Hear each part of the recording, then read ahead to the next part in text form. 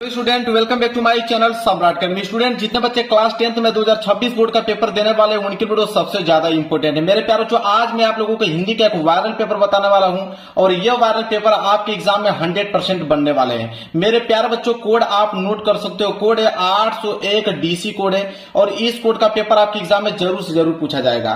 पूर्णांक मेरे प्यारों 70 नंबर। सबसे पहले आप लोगों को काम करना है कि ऊपर अनुक्रमांक और नाम सही से बिल्कुल आपको डालना है। इस पेपर को हल करने के लिए आपके पास जो समय दिया जाएगा 3 घंटे 15 मिनट का समय दिया जाएगा इस पेपर को हल करने के लिए। नीचे जब आप बढ़ोगे मेरे प्यार जो देखिए निर्देश दिया गया है, जिसमें से पहला निर्देश बोला कि प्रारंभ के 15 मिनट परीक्षार्थियों को प्रश्न पत्र पढ़ने के लिए निर्धारित है। कहने का मतलब मेरे प्यार बच्चों को 15 मिनट आपको टाइम दिया जाएगा इस क्वेश्चन पेपर को पढ़ने के लिए और 3 घंटे में इस क्वेश्चन पेपर को सॉल्व करना होगा। दूसरा निर्देश बोला है कि प्रश्न पत्र 2 खंडों में, खंड अ तथा खंड ब में विभाजित है। यह पेपर 2 खंडों में बना हुआ है, एक तो खंड अ में, दूसरा खंड ब में। इसके बाद तीसरा निर्देश है कि प्रश्न पत्र के खंड अ में बहुविकल्पीय प्रश्न है, जिसमें सही विकल्प का चयन करके OMR शीट पर नीले अथवा काले बॉल पॉइंट पेन से सही विकल्प वाले गोले को पूर्ण रूप से काला करें। मेरे प्यार बच्चों, कहने का मतलब है खंड अ में बहुविकल्पीय प्रश्न है। कितने बहुविकल्पीय प्रश्न पूछा जाएगा खंड अ में? 20 बहुविकल्पीय प्रश्न। उनका उत्तर कहां पे देना होगा? आपको OMR शीट पे देना होगा। आप नीले पेन का यूज कर सकते हो या काले पेन का यूज कर सकते हो। पेन आपका बॉल पॉइंट पेन होना चाहिए, जेल वाली पेन नहीं लेकर जाना है। क्लियर है? चलिए आगे बढ़ते हैं अगले निर्देश की तरफ। अगला निर्देश है चौथा। कह रहा है खंड अ में बहुविकल्पीय प्रश्न हेतु प्रत्येक प्रश्न के लिए 1 अंक निर्धारित है। कह रहा है मेरे प्यारे बच्चों कि बहुविकल्पीय प्रश्न जो पूछा जाएगा, बोला है कि एक प्रश्न 1 नंबर के लिए पूछा जाएगा। अगर हम पूरा बात करें कि 20 प्रश्न 20 नंबर के लिए पूछा जाएगा खंड अ में। क्लियर है? चलिए आगे बढ़ेंगे। पांचवा कह रहा है कि प्रश्न पत्र के खंड अ के प्रश्न हेतु 1 घंटा तथा खंड ब के प्रश्नों को हल करने हेतु 2 घंटे का समय निर्धारित है। मेरे प्यारे बच्चों, कहने का मतलब है कि खंड अ में जो 20 बहुविकल्पीय प्रश्न है उसको हल करने के लिए 1 घंटे का समय दिया गया है। क्या 1 घंटे समय लगेंगे आपको 20 बहुविकल्पीय प्रश्न करने में? नहीं, 5 मिनट के अंदर में सारे के सारे ऑब्जेक्टिव क्वेश्चन का जवाब दे पाओगे, क्योंकि आज की इस वीडियो में पूरा का पूरा सोल्यूशन बताने वाला हूं। बाकी जितना भी टाइम आपके बचेगा पूरा का पूरा खंड ब में लगा दीजिएगा हल करने के लिए। चलिए लास्ट निर्देश देखते हैं। कह रहा है प्रत्येक प्रश्न के सम्मुख उनके निर्धारित अंक दिए गए। मतलब हर एक प्रश्न के आगे आपको लिखा हुआ मिलेगा कि प्रश्न 1 नंबर का है कि 2 नंबर का है कि 4 नंबर का है कि 6 नंबर का है। जितना भी नंबर का कोई भी प्रश्न होगा उसके सामने लिखा हुआ मिलेगा। तो मेरे प्यार बच्चों, ये था निर्देश पूरा डिटेल में पढ़ के मैंने आप लोगों को बता दिया। इधर से पेपर स्टार्ट हो रहा है, मैं पेपर आप लोगों को दिखाता हूं। देखिए सबसे पहले आएगा मेरे प्यारों जो खंड अ। क्या आएगा? सबसे पहले खंड अ आएगा और खंड अ में रहेंगे आपके बहुविकल्पीय प्रश्न, जिसमें से पहला प्रश्न पूछा है कि शुक्ल युग का नामकरण किस विद्वान के नाम पर किया गया है। तो शुक्ल युग का अगर नामकरण की अगर हम बात करें तो किस विद्वान के नाम पर किया गया है?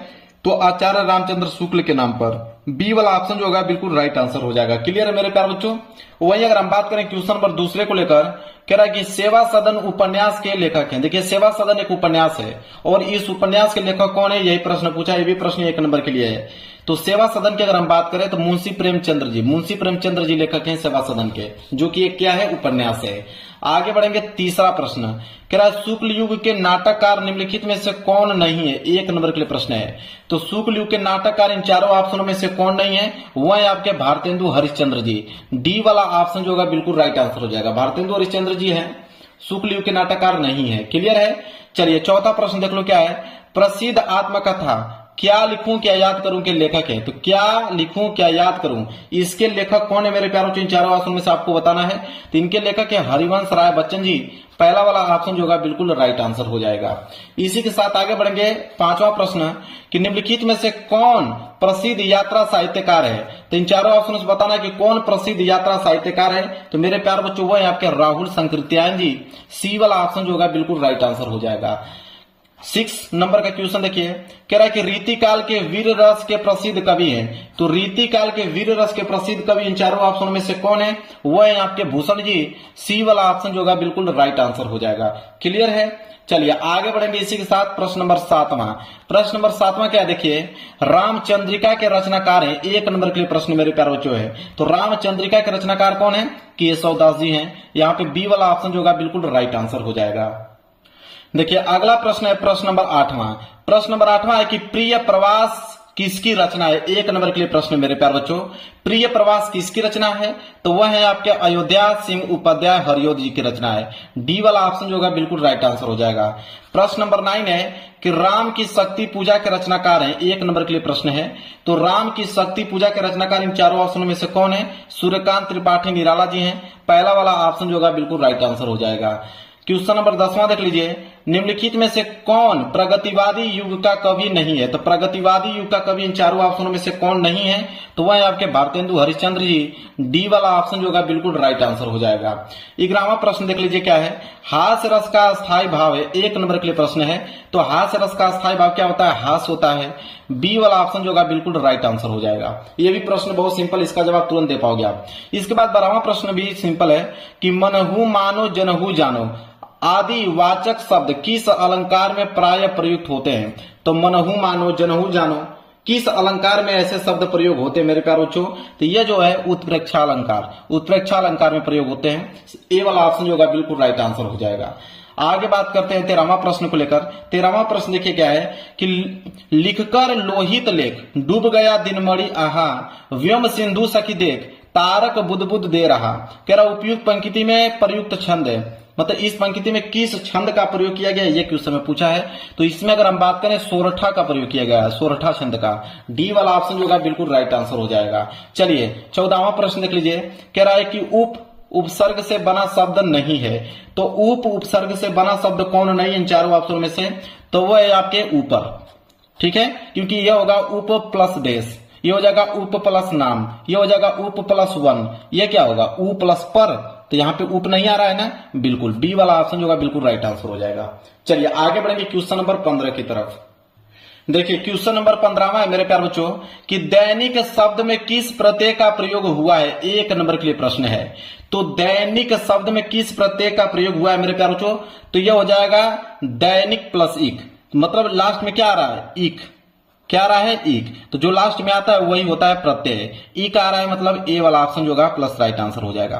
क्लियर है? चलिए बहुत सिंपल, इसका जवाब तुरंत आप दे पाओगे।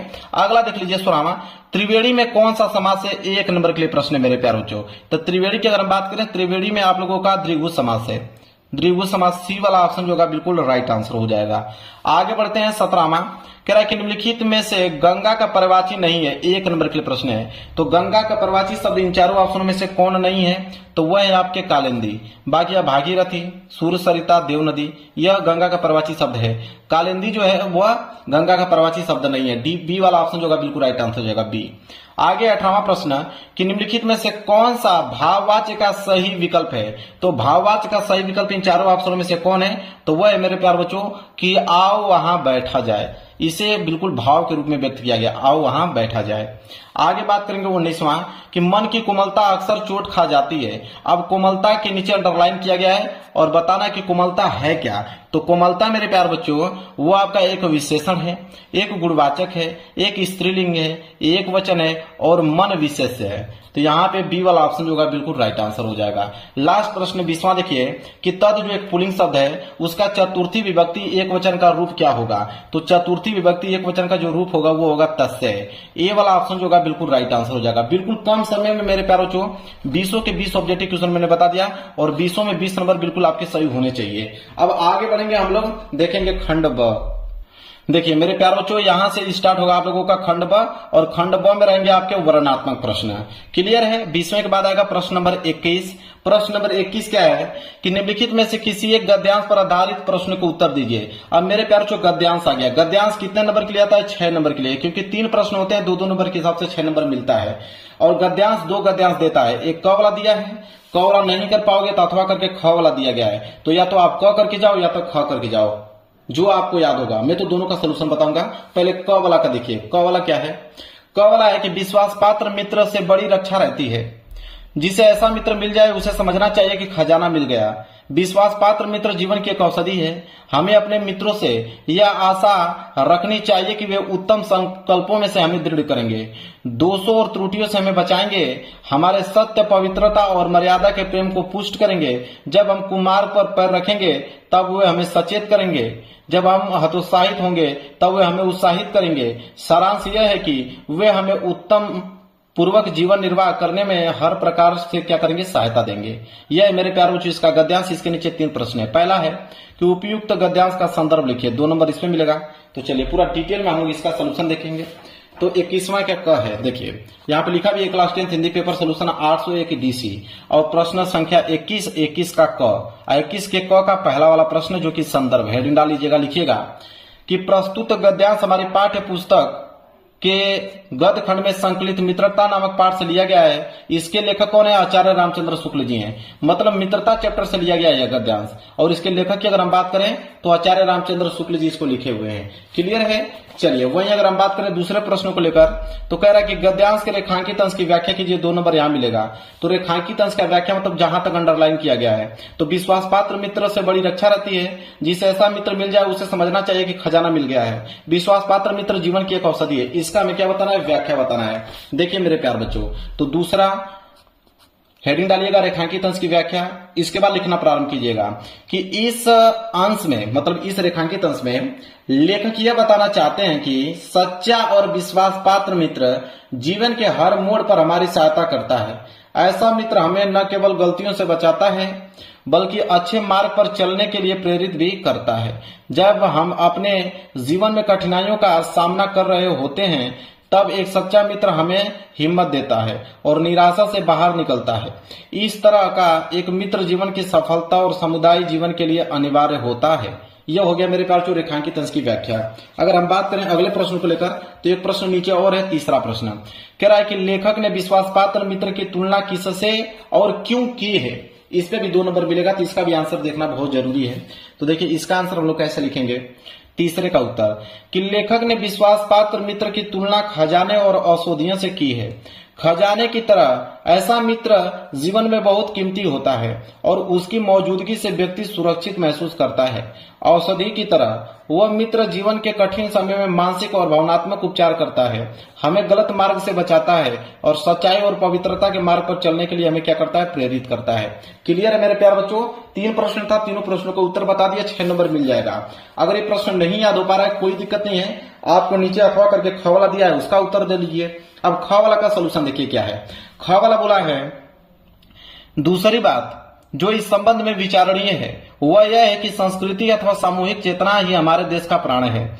इसी नैतिक चेतना के सूत्र से हमारे नगर और ग्राम, हमारे प्रदेश और संप्रदाय, हमारे विभिन्न वर्ग और जातियां आपस में बंधी हुई हैं।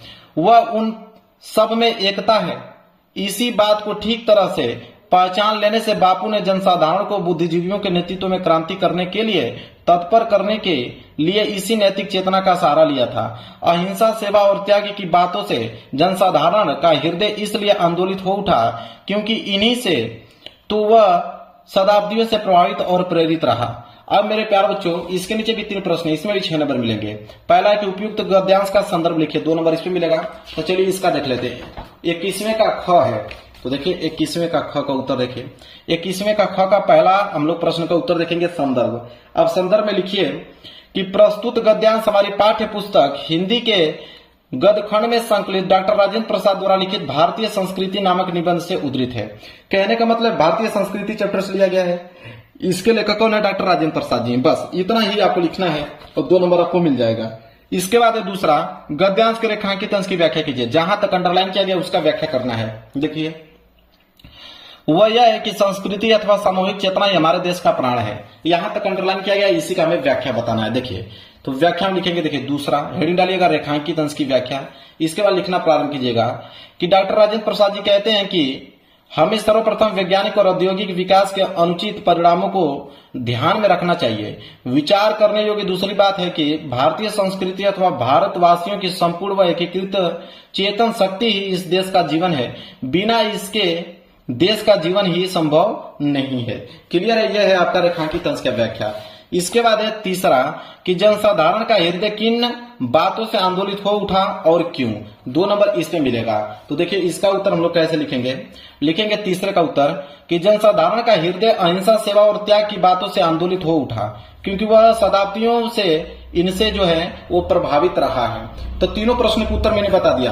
तो क वाला भी कर दिया मैंने, ख वाला कर दिया। अब आपके ऊपर डिपेंड करता है कौन सा आप याद करके गए हो, उसको एग्जाम में करके आइएगा। अब हम आगे बढ़ेंगे प्रश्न नंबर 22 की तरफ। देखिए प्रश्न नंबर 22 क्या है उसको देखिए। कह रहा है कि निम्नलिखित में से किसी एक पद्यांश पर आधारित सभी प्रश्नों को उत्तर दीजिए। अभी हमने क्या देखा, गद्यांश, एक आ गया पद्यांश। पद्यांश भी 6 नंबर के लिए पूछा जाता है, 2-2 नंबर के हिसाब से 6 नंबर आपको मिलेगा। देखिए इसमें भी 2 ऑप्शन दिया है, क वाला दिया है, क वाला नहीं कर पाओगे तो अथवा करके आपको नीचे ख वाला दिया गया है। हम दोनों का सोल्यूशन बताएंगे, पहले क वाला देखो क्या है। कह रहा है कि उद्धव मन न भय 10-20, एक हुतो सौ गयो श्याम संग, कव अवराधे ईस, इंद्री शिथिल भई केशो बिनु, ज्यो देही बिनु शीस, आशा लागी रहती तन श्वासा, जिह्वी कोटि बरिस, तुम तो सखा श्याम सुंदर के, सकल जोग के ईस, सूर हमारे नंद नंदन बिनु, और नहीं जगदीश। अब मेरे प्यारों चीज के नीचे भी 3 प्रश्न है। पहला है कि उपयुक्त पद्यांश का संदर्भ लिखिए, 2 नंबर इसमें मिलेगा। तो चलिए 22 का क देखते हैं। तो देखिए इसका सलूशन 22 का क में पहला प्रश्न संदर्भ लिखिए। संदर्भ कि प्रस्तुत पद हमारी पाठ्य पुस्तक के काव्य खंड से संकलित, ठीक है, काव्य खंड से लिया गया है। यह पद महाकवि सूरदास द्वारा रचित सूरसागर से लिया गया है। इस पद में सूरदास जी ने उद्धव और गोपियों के संवाद के माध्यम से गोपियों के श्री कृष्ण के प्रति अनन्य प्रेम और उनकी भक्ति का वर्णन किया गया है। मेरे प्यारे बच्चों, इतना आपको लिखने की जरूरत नहीं है, आप डायरेक्ट लिख दीजिएगा कि प्रस्तुत पद हमारी पाठ्य पुस्तक हिंदी के काव्य खंड से लिया गया है और सूरसागर से लिया गया है, मतलब महाकवि सूरदास द्वारा रचित सूरसागर से लिया गया है। बस इतना आप लिख दीजिएगा। इसके रचयिता सूरदास जी हैं, बस इतना लिख दीजिएगा। ये सब लिखने की जरूरत नहीं है, आपको नंबर मिल जाएगा। डायरेक्ट आप चैप्टर का नाम लिखिए और इसके रचयिता का नाम लिखिए, नंबर आपको मिल जाएगा। क्लियर है? चलिए इसके बाद है मेरे प्यारों से देखिए अगला प्रश्न है, प्रश्न नंबर 2। कह रहा है कि रेखांकित अंश की व्याख्या कीजिए, 2 नंबर इसमें मिलेगा। जहां तक अंडरलाइन किया गया है, तो अंडरलाइन तो 3 लाइन तक किया गया है कि उद्धव मन न भय 10-20, एक हुतो सो गयो श्याम संग, कौ अवराधे ईस। इन्हीं तीनों लाइन को हमें क्या करना है, व्याख्या बताना है। तो देखिए व्याख्या कैसे लिखोगे, तो व्याख्या लिखिएगा कि इस पंक्ति में गोपियां उद्धव से कह रही हैं कि उनके मन की स्थिति ऐसी नहीं है कि वह विभाजित हो सके। उनके पास केवल एक ही मन था और वह भी श्री कृष्ण के साथ चला गया। अब उनके पास दूसरा मन नहीं बचा है जिससे वे किसी और को पूजे या ईश्वर के प्रति ध्यान दें। उनका संपूर्ण प्रेम और भक्ति केवल श्री कृष्ण के लिए है और अब वे किसी अन्य देवता या ईश्वर को आराधना करने में असमर्थ हैं। यह है उस रेखांकित अंश की व्याख्या। क्लियर है? चलिए एक प्रश्न और है कि इंद्री शिथिल भई केशव बिनु जेव देही बिनु शेष। उपयुक्त पंक्ति में प्रयुक्त अलंकार का नाम लिखिए, किस अलंकार का प्रयोग किया गया है। देखिए इसका उत्तर हम लोग लिखेंगे कैसे, लिखेंगे तीसरे का उत्तर कि इस पंक्ति में उपमा अलंकार का प्रयोग किया गया है। यहाँ गोपियां अपनी स्थिति की तुलना बिना सिर के शरीर से कर रही हैं, जो बिना कृष्ण केशव के उनके जीवन की शिथिलता को क्या करता है, दर्शाता है। क्लियर है? तो इस पंक्ति में किसका प्रयोग किया गया है, उपमा अलंकार का।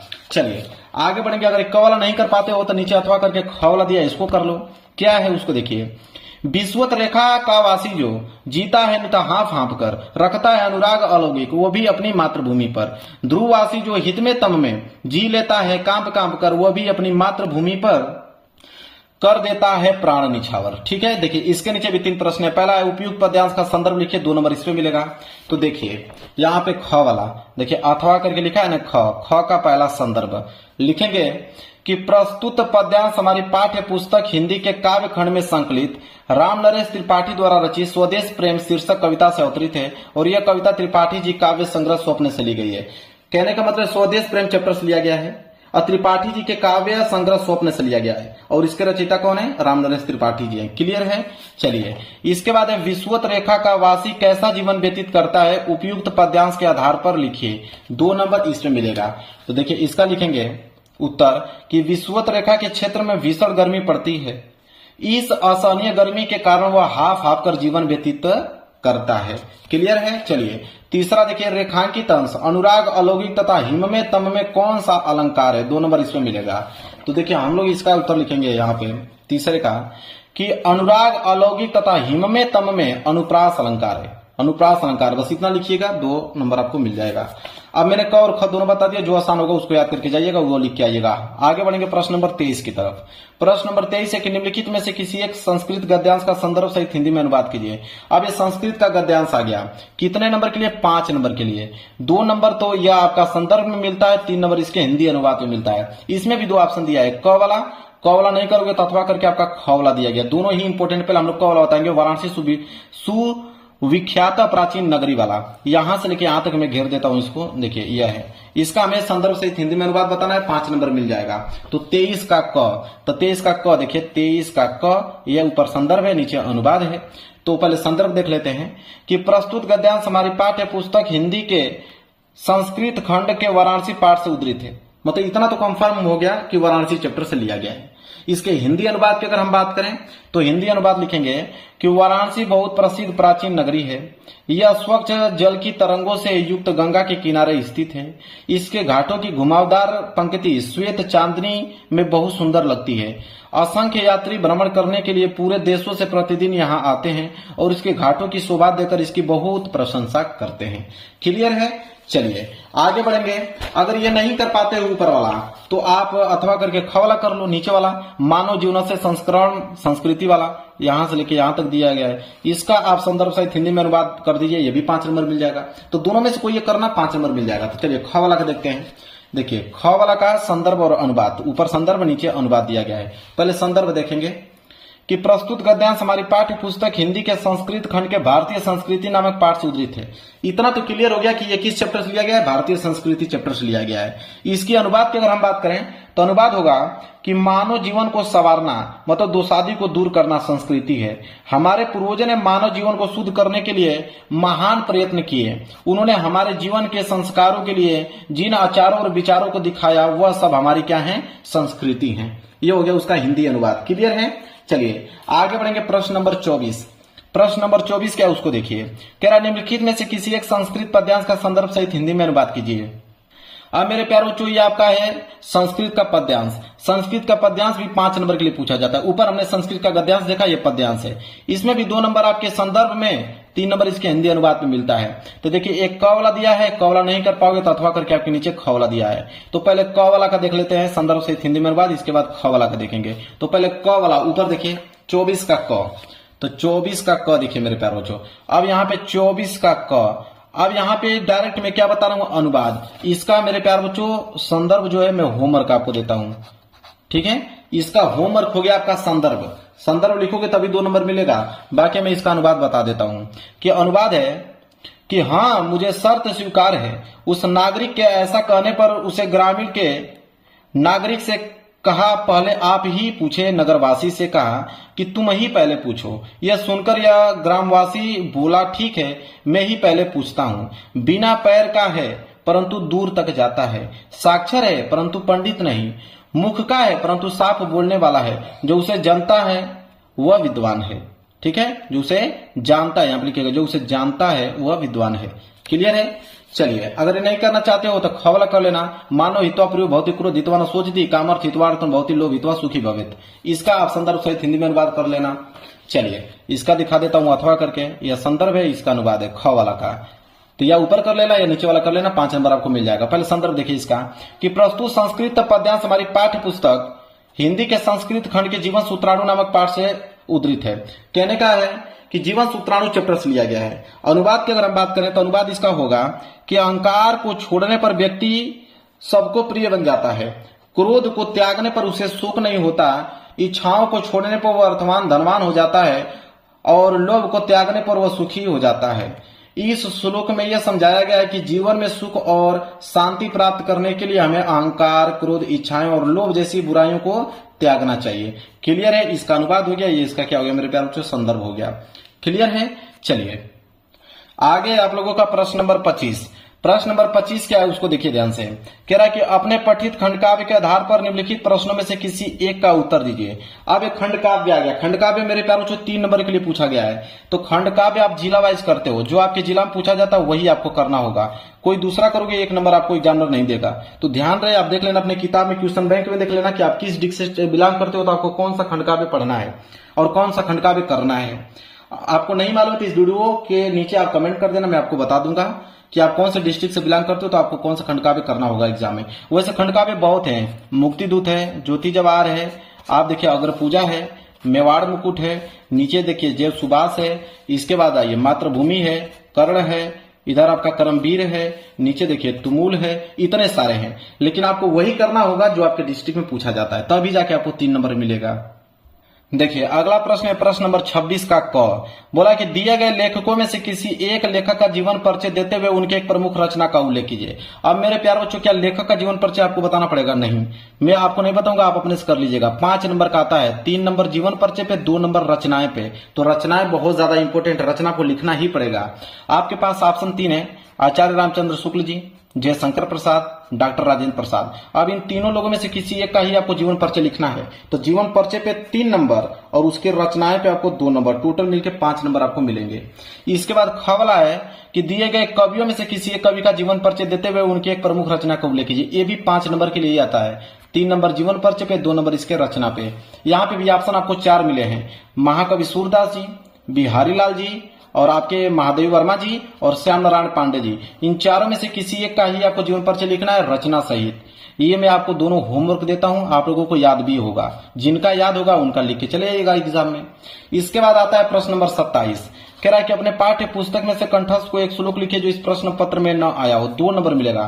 तो कोई एक श्लोक लिखना है जो इस पेपर में न आया हो। तो मैं एक श्लोक आपको बता देता हूं। देखिए यह 27वां का उत्तर है कि बंधम मरणम वापी जय वापी पराजय उभयत्र समो वीर वीर भाव ही वीरता। तो यह मेरे प्यारे बच्चों आपका 2 लाइन का पोयम में याद हो जाएगा, 2 नंबर आपको मिल जाएगा। इसके बाद प्रश्न नंबर 28 है कि निम्नलिखित में से किन्हीं 2 प्रश्नों के उत्तर संस्कृत में दीजिए। 2 नंबर आपको मिल जाएंगे। आपके पास ऑप्शन 4 है, पहला, दूसरा, तीसरा, चौथा। इन चारों में से किन्हीं 2 ही प्रश्नों का उत्तर आपको संस्कृत में देना है। ठीक है, तो मैं चारों का उत्तर आपको बता देता हूं, जो आपको आसान लगेगा उसको याद करके जाइएगा। देखिए तो 28 का ये आपका पहला का उत्तर हो गया, ये आपका दूसरे का उत्तर हो गया, यह तीसरे का उत्तर हो गया, यह प्रश्न चौथे का उत्तर हो गया। पहला, दूसरा, तीसरा, चौथा, चारों का उत्तर मैंने बता दिया। नोट कर लो, जो आपको आसान लगेगा उसको याद करके चले जाइएगा एग्जाम में। क्लियर है मेरे प्यारे बच्चों? चलिए आगे आपका प्रश्न संख्या 29 कह रहा है कि निम्नलिखित में से किसी एक विषय पर निबंध लिखिए और शब्द सीमा 150 से लेकर 200 शब्द में आपको कम से कम निबंध लिखना है, क्योंकि 7 नंबर आपको मिलेगा। तो 7 नंबर के लिए निबंध तो आपको लिखना ही पड़ेगा अच्छा खासा।